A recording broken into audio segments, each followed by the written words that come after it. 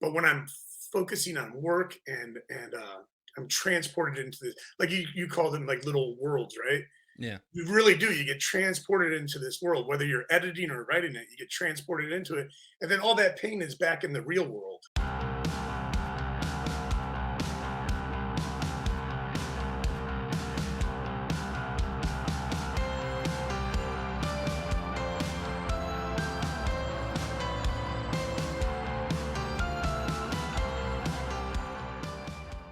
Welcome, everyone, to another episode of Beyond the Manuscript. As always, I am your host, Cooper Anderson, and in case you didn't know, Beyond the Manuscript is available everywhere you can find your podcast. And if you like what I do here, please, for me, hit that like, subscribe, follow, all of the buttons.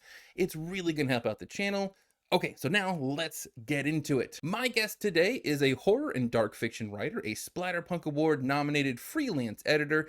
He is the publisher and editor-in-chief at Crystal Lake Torrid Waters. He has published over 100 short stories and 13 novels and novellas, as well as a handful of nonfiction, books for children, and poetry. He has also edited 10 anthologies, with his 11th coming out in 2024. Please welcome my guest, Mr. Kenneth W. Cain. How are we doing today, Kenneth? Good. Thank you for having me. Yeah, I am excited. Yeah, so I had a couple of friends recommend your work to me, and then I did a couple of research, and I'm just really, really fascinated because not only are you a pretty accomplished author, but you're also in management as well. You're editing Thank stuff, you. you're approving stuff and everything. So yeah, I really wanted to get your opinion and get you on the show. Yeah, Thank you. I appreciate that. yeah. So to kind of jump right into it, I wanted to start off talking about short stories. Short stories have a special place in my heart since they were my first steps into creative writing. And last year you came out with your own short story collection. The titles of Hell, Delaware. What is it about the format of short stories that you think might have an advantage storytelling wise over something like a novel? The thing I love about short stories is that you learn conservation of words, right? Often for submission calls, you have a range that you have to hit word count wise. And I'm a little bit freer with that. Like I just write and I let the story be whatever it's going to be.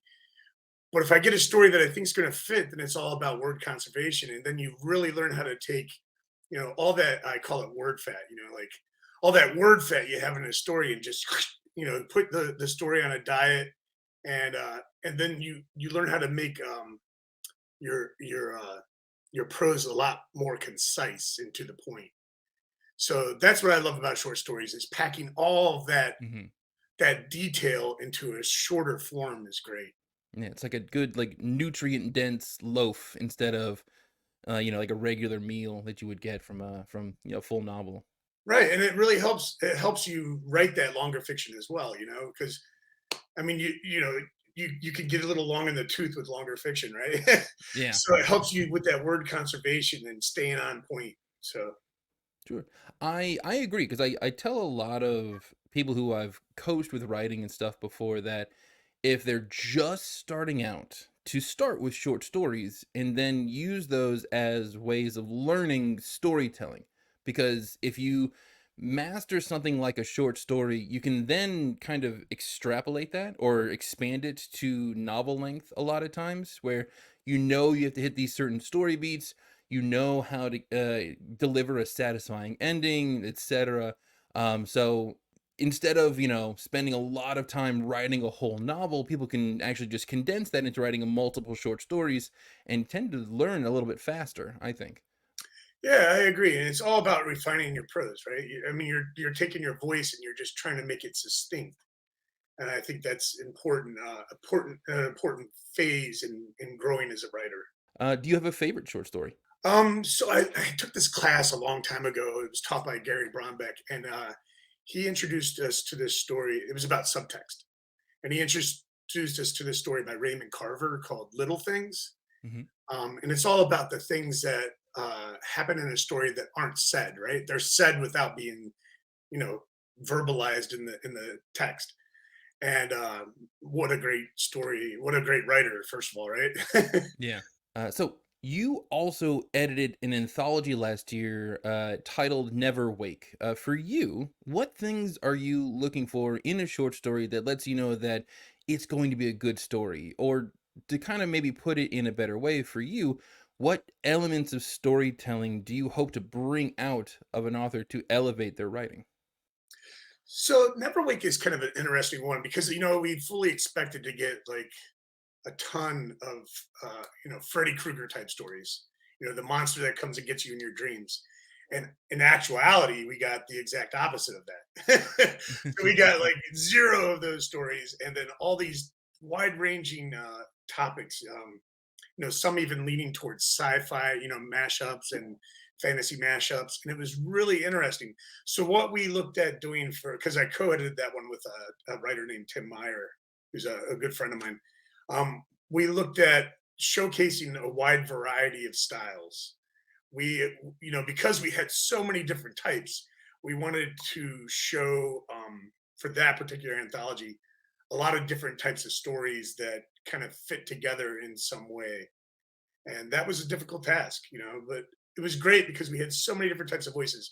We had the really surreal stuff and the really poetic form stuff. And then we had the stuff that was like second person, fill out this survey type thing. And so Yeah, we were able to showcase like a very diverse group of stories. And I really enjoyed that anthology. And cool. that's really what it's about, right? Putting together, you're trying to tell a story with an anthology. So you're trying to tell a story with everybody else's stories. Yeah, exactly. I accidentally discovered my first short story anthology. It was maybe this says more about me than anything, but my first one was Fragile Things by Neil Gaiman. And then I realized just kind of how powerful stories like little tiny like pocket universes short stories really can be. And that's kind of how I found them too. Like back in when I was in high school and college, used bookstores were more prevalent back then. And I had one like locally here that they had like the horror section in the basement. So I would go down in this basement. It's literally like the Very fitting, I never-ending think. story, except in a basement, right? Yeah. He had like book stacks on top of cinder blocks and just every kind of horror book you could imagine. And I would trade in my college books for credit to buy those books. So I'd be like down there for like 2 or 3 hours reading these books, trying to decide which one was best to get. So I know that you primarily write in horror, and and what I've noticed in my short time in the publishing world slash book world is that a lot of genre fiction keeps getting lumped together as if it were one amorphous blob of shameful stories. Like the most common way to describe this as I can is the fact that whenever you go to a bookstore, you're going to have sci-fi and fantasy in the same section as if they were one and the same, right? And that's not even counting when genre fiction is just kind of dismissed altogether as like quote not real writing. And so why do you think this is? I think for a long time people were like kind of ashamed of the horror word. So Yeah. they didn't want to have it out in the open and scare people off. But recently I've seen some of the Barnes and Nobles starting to embrace it and having a horror section, which is really nice. And they actually are starting to split the sci-fi and fantasy as well. So I do think that part of that is so many mashups these days. So Mm, sometimes stories. I mean, let's be honest. Like fantasy, for instance, could contain horror, right? yeah, yeah. And so they kind of are one and the same in some regards. And so there's some blurry lines in there, and I think that's what kind of happened. Is what's more offensive, the H word or the F word, right? In this case, right? So I think that putting a branding of fantasy on it just makes it look a little bit kinder to people walking in. But I think now, you see this taken off in like short story anthologies on series, like Mm, on Netflix yeah, and so forth. And so yeah. I think it's kind of like propelled things to kind of be a little bit easier to take in the public setting, I guess, or something. But they are starting to put up some horror sections out there, so hopefully it keeps going and it keeps building. Yeah. One of the theories that I've seen out there is the idea that all of the like snobby literary elite they've all retired, and then all of the kids who grew up reading like uh the pulp paperbacks of Stephen King or whoever, like that kind of stuff, they've grown up and they've taken over these roles, and they're like, no, no, no, these are actually really cool because I grew up with them, and so I think that's just slowly the generations are filling spots, having That's grown up true. with different stuff. Yeah, and that's true. And like people try to, narrow those genres down, but I mean, sometimes you just need a white umbrella, Hmm. right? Yeah, yeah, exactly. Well, I like your point earlier, where putting books in specific boxes, um, really kind of does the craft of writing a little bit of a disservice, just because, like you said, a fantasy book can have horror elements, and same thing with sci-fi. Like think of, I'm going pop culture, but think, just of the movie Alien. That's 100% a horror movie, just Mm. set in space and with aliens, that kind of thing. So the blending of elements really kind of blurs the line, and I don't think marketing departments of bookstores really like that. So they try to push back against that a bunch of times. And where do you file that on the shelves, right? Do you file it Yeah, under sci-fi or do you file it under horror? And like you said, it really is horror, right? It's horrific in so many ways, but it has sci-fi elements. it So does. Yeah. So one thing I found out about you is that you're a person who is dealing with chronic pain. And so I really wanted to get your perspective on being a creative person while dealing with something like chronic pain, where there, I'm sure there are going to be bad days where it's going to take all of your focus. It's going to, it's going to demand energy, time, rest a lot of times, and you trying to be creative while dealing with that. What's that like? so I have this thing called ME. It's like a rare form of fibromyalgia, but I also have like arthritis from playing baseball for so many years, and I have degenerative disc syndrome. So the ME just tells my brain everything hurts all the time, Mm, 100%, and then beyond. So what I tend to do to get through that, and like you said, like some days I just want to lie down and just cry through it, right? yeah. Because it really wears you down when it gets really bad, and sometimes it's electric pain. Mm, But what I try to do to combat that is I have a very structured day. So I start work as early as possible mm, and I work straight through. And that work kind of, in a way, combats that ME part of it. I still mm, have the pain and I have the discomfort. And so you see me adjust a lot, or I go like this, and I mm, do like little things to deal with the pain. But when I'm focusing on work and it just kind of puts it off to the side somewhere. You mm, know what I mean? mm, I'm in this other world. It's almost like I'm transported into this, like you call them like little worlds, right? yeah. You really do. You get transported into this world, whether you're editing or writing it, you get transported into it. And then all that pain is back in the real world, you know? Mm, And so yeah. that's what I do is I try to keep myself as busy as possible so I don't think about it. Mm, And by doing that, I've been able to get through most days and have really productive days without having to rely on medicines for it and so forth. I do take some medications for it, but they're not like opiates or anything like that. yeah, yeah, yeah. But Well, also like when dealing with something like this, from what I've seen, because I've had relatives and friends who are dealing with similar things, and there seems to be this weird kind of like disbelief from the public of, oh well, how bad could it be, and they don't realize there's a lot of realities when dealing with chronic pain. um like we mentioned before the show a little bit of like where I've broken a bone before, and when you're dealing with that, you start having to do like trigonometry a lot on just moving around your own house, of like okay, it's going to take 7 steps to get to the door, it's going to take another 5 steps to get to the kitchen. How heavy is a glass of water going to be, can I actually move that back to my couch or my bed or wherever I'm staying? And people don't really think about that a lot. Do you find that true? yeah, I mean, with the degenerative disc disease, what I have is I have a lot of nerves getting pinched Mm-hmm. because the disc bulge, and then they Mm-hmm. press on like nerves, and so what ends up happening is my feet go numb a lot. So you Mm-hmm. see me move around a lot because I'm adjusting, and that's what I do. Like I adjust my back and then the numbness goes away, and then I adjust it another way. And so I do these things, these little movements to constantly keep things working. And I do exercise, to try to limit it. But whatever I do, it's going to be there, right? To Yeah. some degree, lesser or greater. And like you said, it's just about constantly having to find ways to limit it. Yeah. That's really what it's about, And it's real. It's just you try, you just have to live your life the best you can with the cards you're dealt, right? Absolutely. So, on top of being an author yourself, you also run an imprint of Crystal Lake Entertainment called Torrid Waters. What would you say are some of the harder parts on taking on such a massive responsibility of trying to bring other people's books into the world that other people may not know about? Like, what extra realities come with that? So the hardest thing for me is I'm not really good at promoting myself, right? Like Mhm. on social media, I'm Who actually, is like no who loves bragging about themselves online, right? and not just that, but I'm just like I just don't care for social media. I'd rather be face to face with somebody and talking like we are right now, right? Yeah, yeah.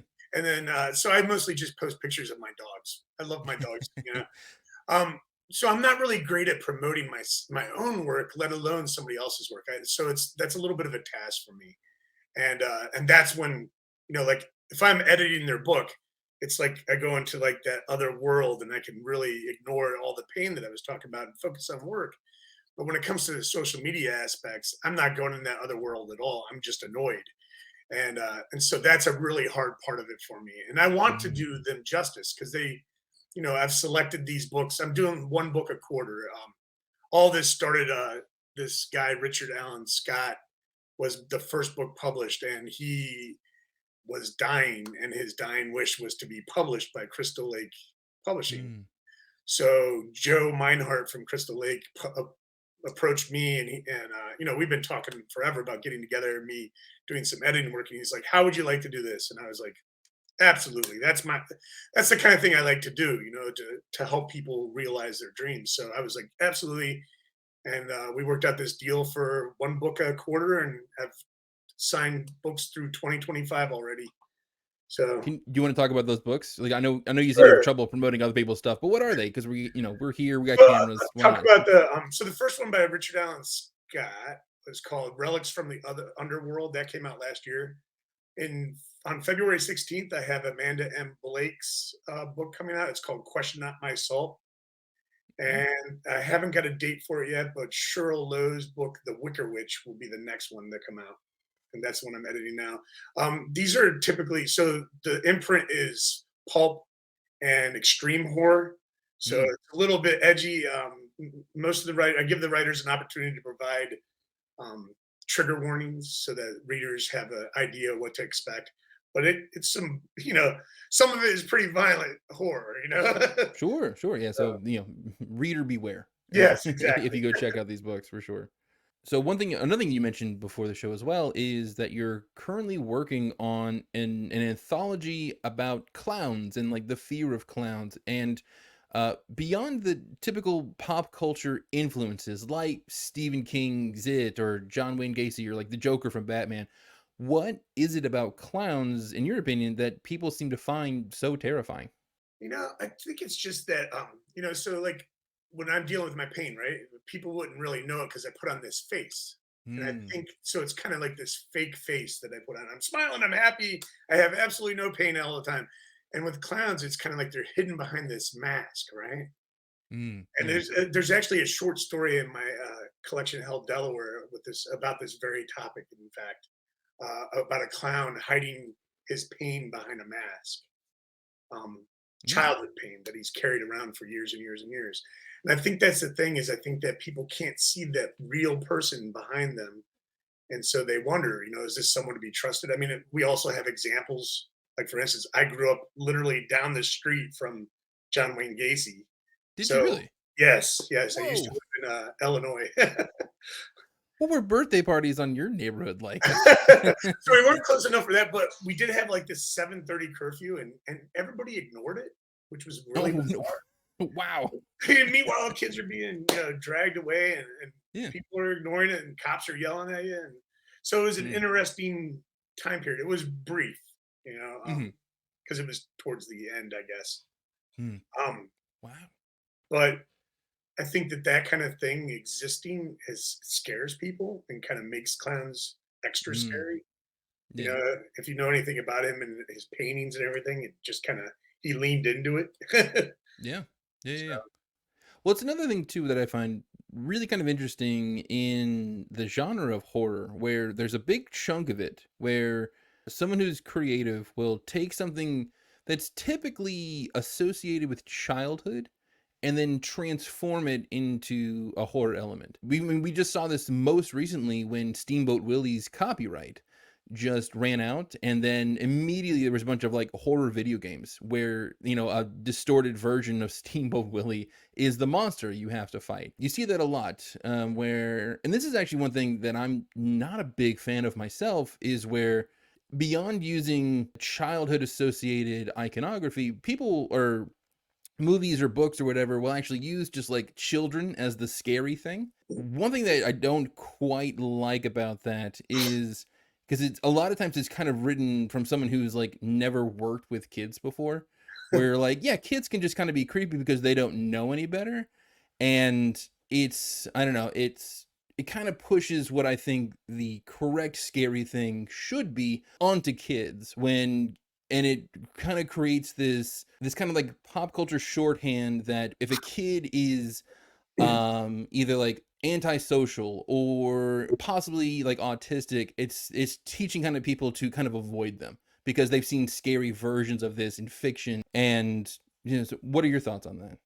yeah, it is a bit exploitive, but I think that like a lot of my fears, a lot of the things that I write about are basically things that happened to me in my childhood that I've translated to adulthood, right? Hmm. Um, and often in my stories, I have children experiencing these things because that's what I went through.